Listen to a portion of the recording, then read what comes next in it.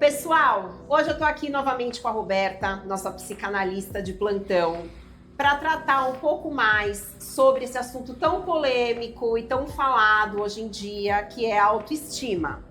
E hoje eu resolvi me colocar no papel de paciente, para vocês entenderem um pouco sobre todas as dúvidas, porque não é porque eu tô aqui que eu entendo muito disso, pelo contrário, eu tô sempre aprendendo, inclusive, e eu tenho algumas dúvidas que eu queria que ela nos ajudasse, porque provavelmente seja a dúvida de muitas pessoas, né? Então, Rô, quando a gente fala de autoestima, é uma coisa que a gente já nasce com ela, é uma coisa que a gente decide no meio da vida se a gente vai ter ou não vai, se depende da gente ter autoestima, como que é? Porque muita gente confunde com autoimagem. Então, se eu tô bonita, é porque eu tenho autoestima, e se eu não tô, é porque eu não tenho. Enfim, como que funciona a autoestima durante a nossa vida? A autoestima não vem pronta, ela é uma construção subjetiva, mas é claro que o nosso histórico familiar, de relações bem primárias, ela facilita ou dificulta o processo de construção da autoestima. Tá, e as relações primárias você diz pai, mãe, familiares, irmã. A gente não vai usar o termo culpa, mas uma responsabilidade, né, dessas relações primárias. Pai, mãe, relações pessoais mais próximas logo da primeira infância, né? Então elas vão facilitar ou dificultar a construção desse processo. Não é um destino traçado, né? Então, porque eu não me senti amada pelos meus pais, então eu não tenho autoestima, acabou pra mim, né? Senão a gente entra num processo de vitimização e pouco funcional para o processo de construção psíquica.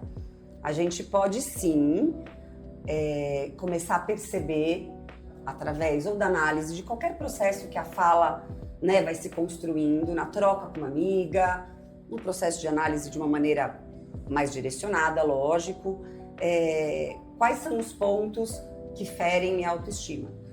Então, a partir desse conhecimento prévio, eu posso começar a pensar em construir ferramentas para o processo de autoestima ser mais fácil. Tá, então, para começar, a autoestima é a tal da história de você não julgar a culpa no outro, pela vida que você tem, por como você se enxerga, pelas suas escolhas e começar a se responsabilizar por isso.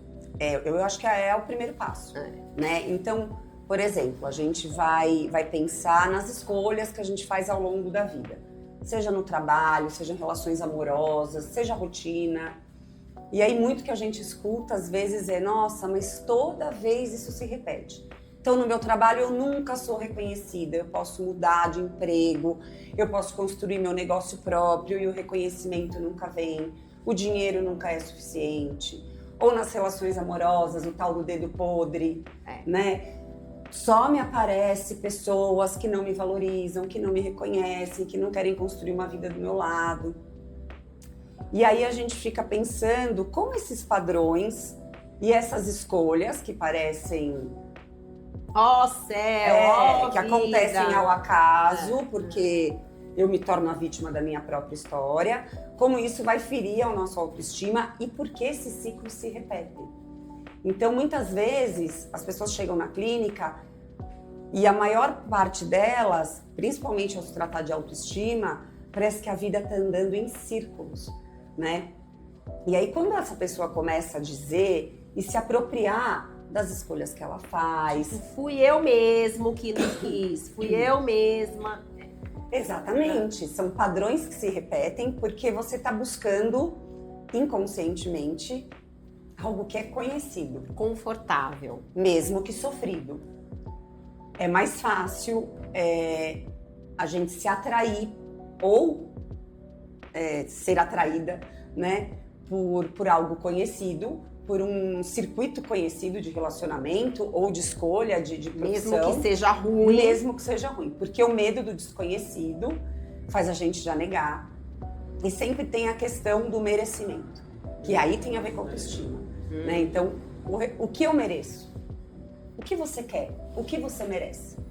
Tá. Então, se eu penso nisso, e eu penso, porque assim, eu tenho muita queixa de quando eu converso com as pessoas, muitas mulheres falam, eu queria tanto pedalar, mais o meu filho, mais o meu marido, mais a minha... E aí eu penso, poxa, mas não é isso, né? A pessoa, quando ela quer e quando aquilo é importante para ela toma a responsabilidade para ela e diz, bom, então tá bom. Eu tenho que levar, eu tenho que buscar, eu tenho que dar, mas tem esse horário aqui que eu consigo pegar. Que é inegociável. É inegociável. Mas é muito mais fácil quando a gente responsabiliza o outro. Eu vejo muito. Pelas nossas escolhas. Então, não é porque nesse momento eu não quero entrar em contato com o meu corpo, não é porque de repente... E acontece, por exemplo, o cuidado com o corpo, né? Se a gente pensar em autoimagem também, que não tem nada a ver com autoestima, mas sim... É relacionado, é articulado. Muitas mulheres, por exemplo, têm muito medo de assumir um padrão de corpo melhor. Porque isso me faz ser vista, isso me faz ser reconhecida. Eu dou conta de ser olhada, de chegar num lugar e dizer, nossa, que mulher bonita. Mas todo mundo quer isso. Será? Mas você fala uma coisa dessas pessoas, imagina, claro que eu quero ser vista, claro que... E às vezes não, né? Às vezes a pessoa quer passar por aquilo despercebida. Sim, neutralizada. A gente vai neutralizando a vida pra quê?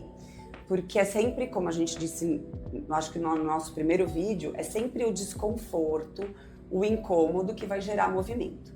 Né? Quando gera movimento, e quando eu falo gerar movimento, às vezes não tem a ver com mudar de emprego, iniciar ou terminar uma relação amorosa, tomar um outro rumo na vida. Né? É uma mudança de posição na sua própria vida. Né? Então, essa mudança, ela vai criar rupturas com algumas pessoas. Então, você vai se afastar de algumas, se aproximar mais de outras. Ter novas responsabilidades. Você vai mudar muitas vezes alguns papéis e algumas funções que você executa. Então, a gente vai ouvir muito. Nossa, você não é a amiga que você sempre foi. Você não está tão presente. Ou dos filhos. Nossa, mãe, o que aconteceu com você? Né? Então as pessoas vão começar a questionar essa mudança e isso assusta. Será que eu vou ser amada do mesmo jeito? Se eu for o que eu quero ser e não o que o outro espera de mim? Né? Então muitas vezes esses padrões repetitivos, essas escolhas que parecem que só muda o personagem e o cenário, mas que elas são muito parecidas, elas servem para proteger. Né? É a busca de preencher um vazio, que tem muito a ver, como a gente disse, com as relações primárias lá no início, de preencher um vazio, ou aqui não deu certo, mas eu vou tentar de novo, do mesmo jeito, porque agora vai dar.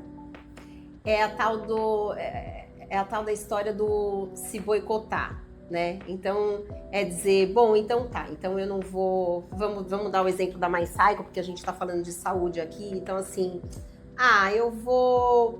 Eu não sei se vai dar tempo de ir na MyCycle, eu não sei se vai dar tempo de ir pra academia, não sei se...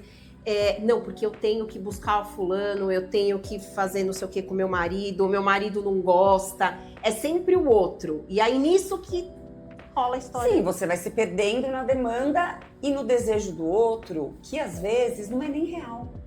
Às vezes você cria e responde a um desejo fantasioso. Realmente, seu filho vai se incomodar se você atrasar de buscar ele meia hora na escola? Será que isso não é uma cobrança interna sua de estar num lugar, de ser uma mãe ideal ou de ser uma esposa que está ali cumprindo todas as obrigações ou uma profissional que nunca dá furo, né? E aí tem muito a ver com esse ideal do eu, com essa construção do ideal do eu, né? Que é essa coisa de uma cobrança, principalmente feminina, de ocupar esse lugar. Então, eu preciso ser uma boa profissional, eu tenho que estar feliz o tempo todo, eu tenho que estar bonita e eu tenho que estar disponível. É a tal da história do eu tenho tempo, mas eu não é por causa disso que eu estou disponível, né? Eu estou disponível para aquilo que faz parte do meu propósito e da minha escolha. E aí você vai colocando limites. Então, às vezes você E a vai... história do limite, Ó, eu vou falar uma coisa pra vocês. É muito fácil dizer, olha, a gente tem que colocar limites. E aí, no dia a dia, você vê que não adianta você colocar limite uma vez. Você tem que colocar limite 200 vezes. E você tem que colocar limite 200 vezes todos os dias. Não é isso? É um processo sem fim. É um processo sem fim. Não é que você fala assim, não, aqui não. Aí nunca mais ninguém vai lá mexer na sua gaveta. Pelo contrário. Aí a pessoa de novo vai lá no dia seguinte e tenta mexer de novo. Aí no dia seguinte tenta... E aí chega uma hora que você fala, ai, quer saber? Eu acho que eu não quero mais. Pode abrir, tá tudo bem. Então, tem isso também, né? De ter que ter a força pra falar, olha, então, até aqui tudo bem, daqui pra cá não. É o incômodo, é o desconforto. E aí a gente também tem que pensar, bom, o outro vai testar nossos limites. Até porque, se tem essa mudança de posição, a mudança foi sua, foi interna. O externo espera a mesma coisa daquilo que você ofereceu durante um bocado de tempo. Então, o que a gente tem que pensar e isso também é uma escolha que faz parte da construção da autoestima. Por que estou desconfortável com a cobrança do outro? Por que eu colocar limite me desgasta tanto? Porque de repente é só a gente dizer, não posso. Então, até aí a gente vai ver. Tem pessoas que a gente vai ter mais facilidade. Eu, Camila, me desgasta porque tem coisas que você fala não, é até aqui, e tem coisas que você fala não, é até aqui, hoje, amanhã, e depois. E aí passam anos, e aí você fala, olha, deixa eu te falar, mas lembra que é até aqui? É difícil. É difícil, mas aí será que então ainda não tem esse desejo de conseguir ser o que é, mas também de responder a demanda que é o do boicote. outro? Que a gente vai fazer isso o tempo inteiro, são processos psíquicos que não... Na verdade, até o processo de análise não se fala em cura. Impossível, né? Não tem cura. Impossível. Né? O que tem é você tornar consciente alguns conteúdos que estão ali dentro te machucando e ao tomar consciência pela palavra, você conseguir ser menos autocrítica. Eu acho que é a tal da história da ferramenta. Quando você tem um processo de análise, um processo terapêutico, um processo que você pode se autoconhecer, você tem mais ferramenta para lidar com aquilo. Então você sabe que você tá se boicotando. Você fala, tá bom, eu tô falando que não, mas eu tô mentindo e tá tudo bem, porque eu sei que eu tô... Então assim, isso ajuda também no processo todo de você... Ajuda a sustentar suas faltas. A sustentar e falar, é isso mesmo, eu tô me boicotando, paciência. Aqui tá meu nó. É. Mas eu tô enxergando. Eu tô vendo. Então... não é porque você reconhece isso que isso simplesmente desaparece. Não, pelo contrário. Você toma consciência e a partir daí você vai buscar ferramentas e vai estar sempre de prontidão, prestando atenção se não é ali que você vai escorregar. Não é um processo fácil, não pelo que você está me falando, realmente a autoestima é uma construção, tem a ver com o físico, mas tem muito a ver com a postura que a gente assume na vida, não é isso? Tem a ver, mas a postura que a gente assume na vida, ela traz no físico, seja no corpo, seja na escolha da vestimenta, seja no modo de cuidar do cabelo. Isso é verdade. Uma linguagem não verbal que diz muito da gente. Né? Então, às vezes, onde a gente vê aquilo que chamam de desleixo, é essa tentativa de se apagar para poder passar, né, em brancas nuvens e poder continuar vivendo aquela vida triste, morna. Tá, é que pra mim morno é igual a triste. Eu tenho esse problema. Eu preciso ir lá embaixo, no fundo do poço, entender que tá tudo errado, tentar respirar e ver por onde eu vou pra eu poder subir de novo. Eu acho que a pior parte da minha vida é quando a minha vida tá aqui, ó, no morno. Você sabe, porque né? ela não gera um desconforto gigantesco que faz você se movimentar. Mas é uma chatice. E isso tá... Mas então... Isso tem acontecido, né? Na clínica, assim, a gente vê muitas pessoas com a quantidade de medicamentos, por exemplo, para neutralizar, né? E aí fala, bom, mas então pelo menos eu não sinto mais raiva, eu não fico mais ansiosa. Mas também a alegria ela não te toma. Então. A tristeza também não te toma. É. Eu não tô aqui contra o uso de medicamentos, nada disso. Mas não, até porque existem pessoas que são super indicadas. Mas é necessário que a gente traga uma reflexão de... Tem coisas que eu posso dar conta e que eu tô querendo o quê? Apagar, neutralizar, né? Princípio de Nirvana, então tudo para. Eu não sinto mais nada. É insuportável pra mim. Às vezes eu prefiro ter aquela raiva de você querer matar... E aquela felicidade de você querer fazer tudo ao mesmo tempo do que aquela coisa morna. É isso. Então, e é isso, a gente entra numa... O corpo fica adormecido. Então, você é aquela... Todo dia ela faz tudo. Igual. Odeio. Não dá, não dá. E é engraçado porque, assim, eu fui a vida inteira essa pessoa. Então as pessoas, e isso muitas vezes me questionam, mas olha o que você foi se arrumar. Então porque eu tenho que acordar cedo, porque eu tenho que trabalhar, porque eu tenho que ir para evento, porque eu tenho que carregar coisa, porque eu tenho que fazer tudo. E é uma coisa que me move, porque parecia que a minha vida estava pronta. Quem olha de fora fala, nossa, sua vida estava pronta. E aí eu fico pensando, como que essas pessoas pensam isso? Porque estava pronta por quê, né? Então, quando as coisas vão... quando você toma os sentimentos, então, de querer que tudo funcione, de querer oferecer uma experiência para as pessoas, que é a experiência que eu tenho quando eu pedalo. Então, tudo isso vai além. Eu acho que a autoestima tem muito a ver com isso. Outro dia até o Rodrigo me perguntou, você acha que você tem autoestima? Ele me fez essa pergunta. E aí, eu não soube responder. Porque... Não sei. É que a autoestima, como eu disse, ela é uma construção. Não é todo dia que você vai falar, acho que tá tudo certo. Nunca. Né? Exatamente por ser essa construção. Então não é algo que vem pronto, fechado, você conquista e nunca mais você vai ter problema com isso. Nunca. Não é isso. Não. É o processo de entender quem você é. Então, e a gente já disse isso no outro vídeo, a autoestima é quando a gente... dá conta de si mesmo. Então eu acho que agora eu tenho.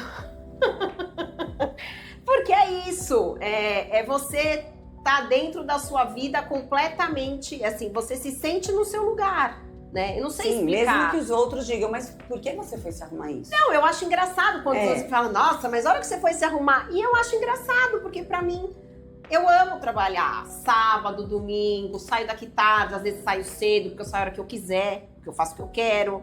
Então, assim, eu acho que essa dinâmica de me entender, de falar, não, realmente é isso. Tipo, a vida, lógico, é um processo de vida, a gente passa por 200 mil fases, então... Mas, assim, a fase que eu tava, e é isso, é a história da rotina. Falo, tá bom, mas aí a hora que tá tudo no lugar e você fala, mas a vida é isso? Tipo, e aí? Né? E aí é óbvio que o movimento, a ação, né, que a gente vai gerar depois que a gente sente o desconforto, acho que eu posso mais do que isso. Eu acho que isso é exatamente, né? Isso, é exatamente isso. O movimento e a ação, ele tem uma importância enorme. Mas às vezes a gente tem que sempre tomar cuidado para não fazer padrões repetitivos, mesmo em outro lugar. Então, muitas vezes, a gente vai ter que sempre articular a ação e o movimento, mas com uma mudança de posição, né? Então, um assunto que sempre aparece na clínica é, olha, eu trabalho muito, eu não sou reconhecida, seja no meu negócio próprio, seja pelo meu patrão, seja em casa, eu não sou reconhecida. O dinheiro não aparece, e aí tem a sensação, e aí tem uma explicação que vai articular na autoestima, que é o que eu mereço. Né? O que eu mereço? Um reconhecimento de, bom, mas você confia no seu trabalho? Você sabe cobrar pelo seu trabalho? Então, porque o merecimento, quando tem o tal do problema da autoestima, ele sempre precisa vir de fora pra dentro, é isso? Se eu estiver errado, você... Eu sempre preciso que alguém fale pra mim, nossa, tá ótimo, nossa, tá maravilhoso. Em algum momento, lá no início, a gente não constrói o eu sozinhos, né? Então, lá quando a gente é recém-nascido, essa construção do narcisismo primário, que não é o narcisismo patológico, né, que está sendo super divulgado, ela é começada, um narcisismo primário, ele precisa se formar, para o eu se formar. Que é quando a gente fala pro filho, ai, parabéns, olha que lindo! E isso é óbvio que é constituído pelo outro, né? Mas é o que eu falo, isso não é um destino selado. Então também dizer, e isso é importante, então quando a gente elogia, ou quando a gente reconhece, ou também quando a gente diz, depois de uma certa idade, ó, isso aqui você precisa melhorar, isso precisa ser feito com as crianças. Isso aqui tá ruim, hein? Isso aqui você não é incrível, não é? Então assim, começa a fazer uma aula de piano, ai, olha moça! E eu nem consigo ser assim. Então, assim, mesmo com os meus filhos, exatamente. Olha que bacana, eu acho que se você treinar mais, acho que você leva jeito, ok. Mas trazer um pouco para essa realidade. Mas é preciso, sim, do externo primeiro, né, para que o eu se constitua. A autoestima, depois de uma certa idade, quando somos adultos... Tipo nós.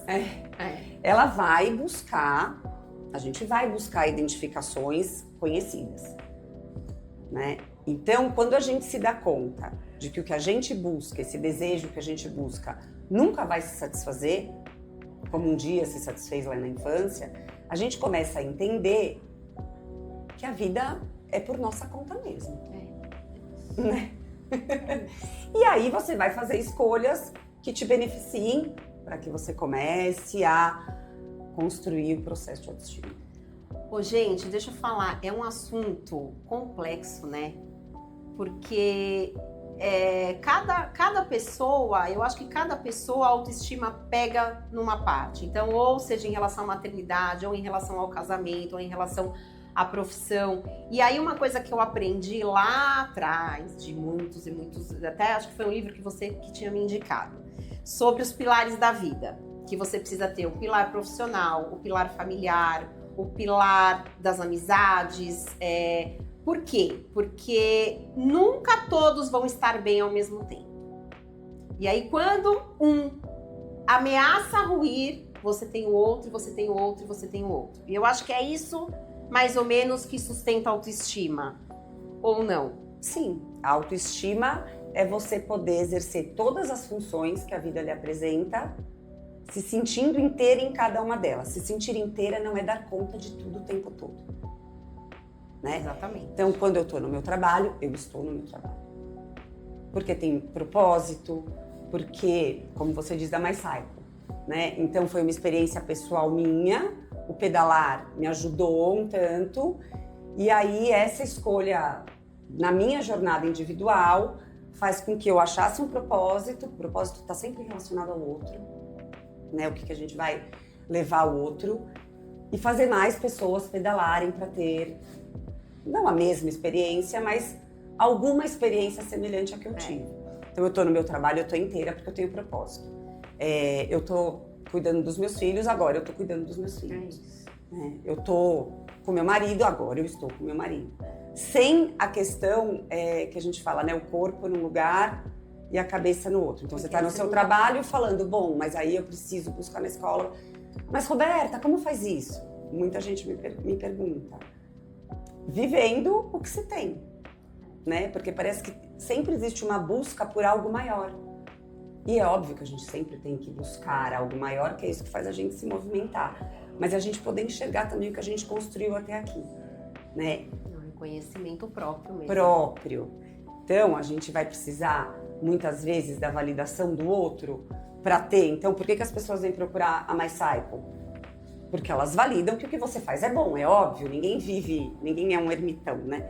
Mas é você entender primeiro que o que você faz é importante, faz diferença na vida das pessoas, para que as pessoas consigam se convencer e escolherem a MyCycle. É isso, mas esse é o propósito. Eu acho que tem tudo a ver com o que, o meu propósito na MyCycle tem tudo a ver com a autoestima, né? E eu vejo isso pela autoconfiança que as pessoas vão adquirindo. E as pessoas chegam aqui, mas eu nunca pedalei, mas eu tenho dor no joelho, mas eu tenho dor nas costas, mas eu tenho... E aí eu olho, a pessoa tá normal, inteira, sabe? Tá tudo bem, a pessoa só tá dando... Aí eu penso, mano, mas ela só tá dando uma desculpa pra ela mesma. E aí a pessoa faz a aula, a hora que sai... Nossa, mas que legal, mas não sei o que, mas eu achei que fosse de tal jeito. E aí você desconstrói essa história toda e fala pra ela, então, olha aí, que você achou que só as grandes, sei lá, as pessoas com grandes performances pudessem ser merecedoras. É a ideia, ou é incrível ou não é nada. Né? Então, a gente vai encontrando, o que isso acontece muito hoje em vários setores da vida, a procrastinação. Por que você não começa? Porque eu não sei. Então, mas para você saber, você tem que começar. Para você saber, então, é a história do ou é incrível, aí é uma autossabotagem. Né? Eu procrastino porque eu penso, eu não sei, eu não posso, eu vou me sentir inferiorizada. Então, se eu não sou incrível, eu nem começo. Mas aí a gente tem que pensar, a gente não começa incrível em nada. Não, e aí as pessoas me falam, tá bom, mas deixa eu te falar, vamos começar do começo? Vamos só começar, só entra e pedala, só entra e senta, porque isso todo mundo vai fazer. Entra, senta e começa. E aí a pessoa vai tomando uma confiança e tal, e aí de repente uma pessoa que eu vi aqui vez ou nunca, tá 3, 4 vezes por semana, de repente tá todo dia, de repente tá de final de semana. Aí eu falo, então tá bom, então é essa ficha que eu quero que caia. Mas e como processo de análise, mas eu vou fazer análise para que eu nem tenho o que falar. Né? E na verdade não é que não tem o que falar ou não sabe pedalar, é porque eu mereço esse tempo para mim. Eu sou merecedora, né? Eu sou merecedora. Daquilo que eu quero me proporcionar. Então, por isso que eu falo, as escolhas e os padrões repetitivos que adoecem, eles estão sempre muito linkados à autoestima. E essa sensação de autovaloração e merecimento. Então, e aí eu acho que um outro assunto que era legal a gente falar depois são sobre todas as doenças psicossomáticas que vão trazendo as pessoas cada vez mais para a medicação e cada vez menos para aquilo que elas precisam para a vida delas. Exatamente, acho que isso a gente pode conversar. E também acho, por exemplo, não é que as pessoas... elas se sentem merecedoras, mas elas usam alguns comportamentos compensatórios que continuam ferindo a autoestima. Então, assim, a gente vê as pessoas... Isso aparece muito na clínica, né? Então, mulheres que sempre ficaram muito numa posição ou da filha troféu, aquela que não podia incomodar, aquela que tinha que sempre ser incrível, não dar trabalho. Quem será? Nossa, quem será? E aí... elas começam a usar, por exemplo, o mecanismo do excesso de alimentação, uma compulsão alimentar. Não, amanhã eu começo a dieta, porque hoje eu mereço, né? Hoje eu mereço comer aquilo que me faz mal, porque olha como meu dia foi difícil. Ao invés de hoje eu mereço tirar um tempo e ir na análise, hoje eu mereço ir pra mais cycle fazer uma aula, não, hoje eu mereço. Uma coisa mais imediata, uma coisa, de uma satisfação corporal, mais rápida e que depois traz culpa, frustração, e o movimento se repete,